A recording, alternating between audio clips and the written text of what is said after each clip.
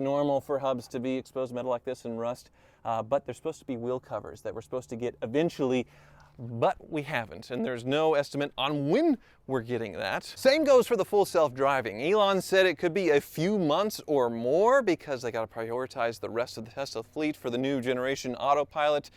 So if Elon says months, and he said this would come out in a few years, the Tesla Roadster that's supposed to come out in a few years is still not out.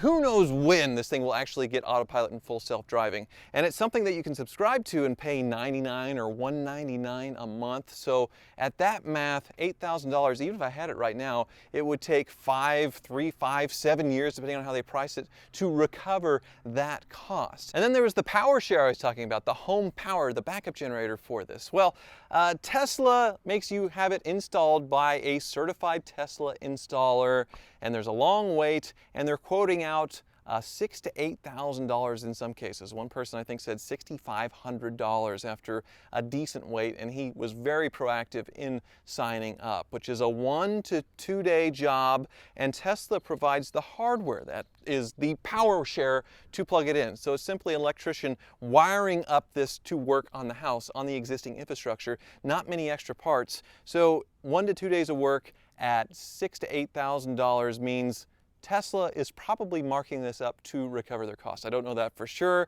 but in what world does 1 day's work or 2 days work for an electrician with no extra tools cost that much money? So a lot of people are opting out for that, and they're getting a $2,500 credit supposedly, or a year of supercharging.